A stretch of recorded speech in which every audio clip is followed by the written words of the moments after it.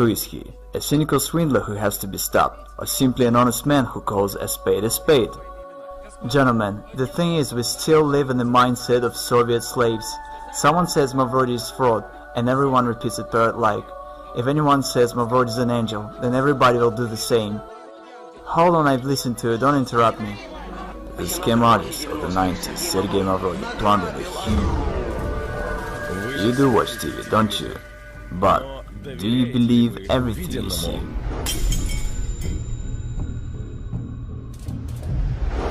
You could do something real, you know?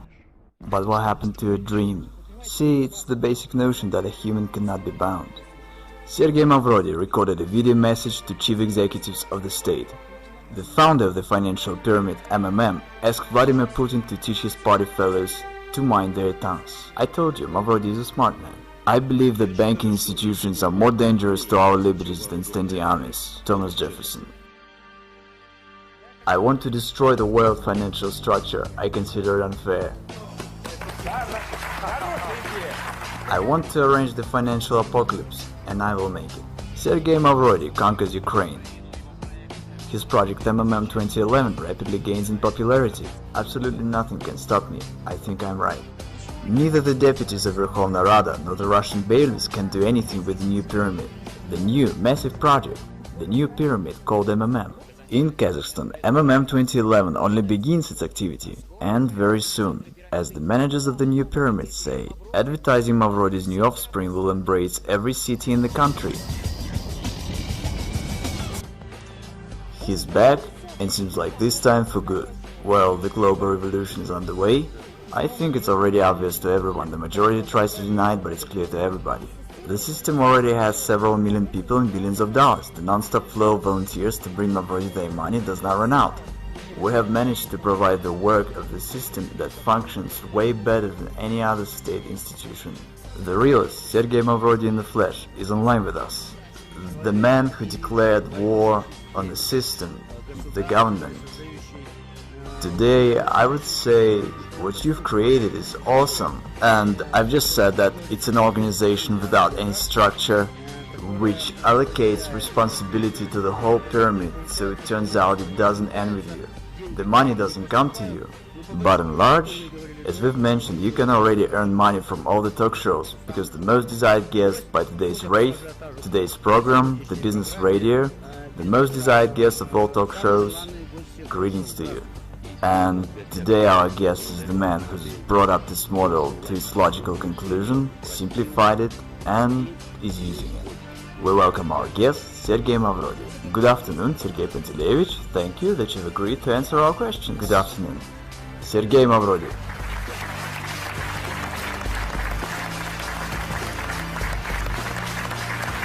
Sergey Panteleyevich, please tell us, if it's not a secret, this training suit, the sneakers, is it an image of a businessman of the future or an underground millionaire?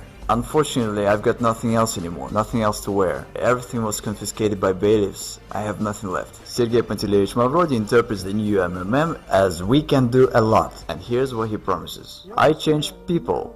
I change society. The pyramid is only an instrument for this purpose. And people themselves within the system of MMM are changing, participating in the system. People keep on changing for the better. It's an amazing fact, but that's the way it is. MMM 1994 was destroyed by the government. It's no secret, and in the files of my criminal case there are reports by the governors to the President Yeltsin about how everything was going on destroying MMM. It is simply a proved fact that MMM was destroyed artificially on purpose.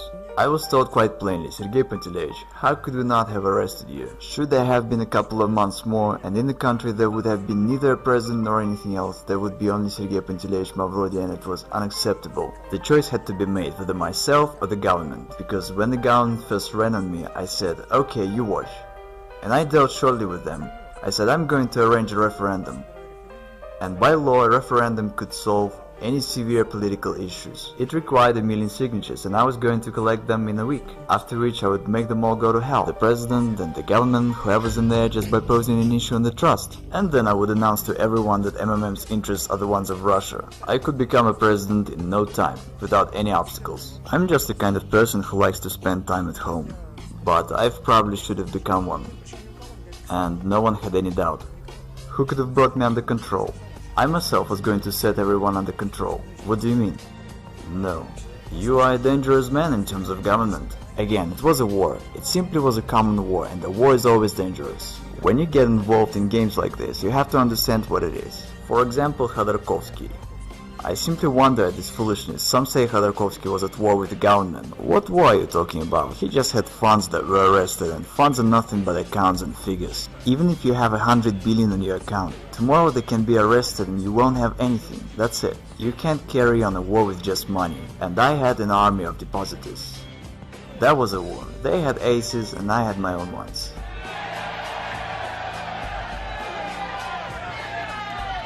We are the people who can change the world.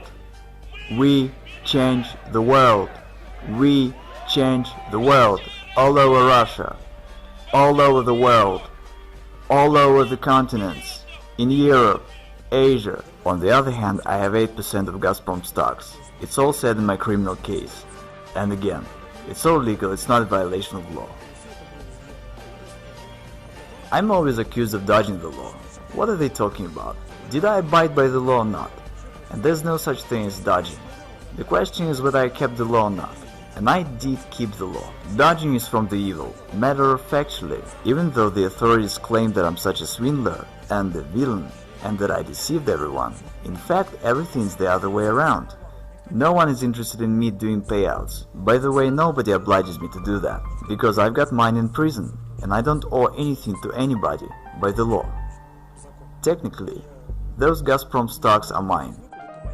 I could just take them and head for some warm islands and have no worries. But since I've declared that I'm going to pay back, no one likes the situation. Only imagine that I now suddenly get down to paying out in Russia. What's gonna happen when there's total poverty and breakdown, and I suddenly start giving out money? I promptly turn into a political figure of the state scale. Who needs it? No one does. And as to depositors, no one cares about them. The journalist Marina made an investigation that when the SWAT came, they sealed the office and took out 17 trucks of cash, okay? And not a single truck made it to the bank. Where are those trucks? The officials stole it and split it, alright? I've publicly announced about launching MMM 2011 in the beginning of this year. All the officials and deputies spoke on that. Why haven't they stopped me? Why did they allow that there is now over 30 million participants and all is going well? Why am I not in prison, but instead I'm answering your questions, smiling and joking? Why is that? You know, that's quite a question. I would actually forward it. Why isn't he in prison? Since you think it's a scam, why hasn't I been stopped? So that's the question. If you're doing the same thing that you went to jail for, why aren't you doing your time yet? I'm wondering myself. Sergey Mavrodi, as well as myself, we both wonder why he's not in prison yet. It's not your freaking business, because you don't know anything and don't understand a damn thing. It was the news of the week. Screw that. You're asking me questions which tell that you haven't read a thing. Why have you come here then? You don't know what it's all about. You say such foolish things that tell us you don't understand what you're talking about whatsoever. Everyone perceives it in a manner that is quite clear to everybody intuitively that one can steal in this case.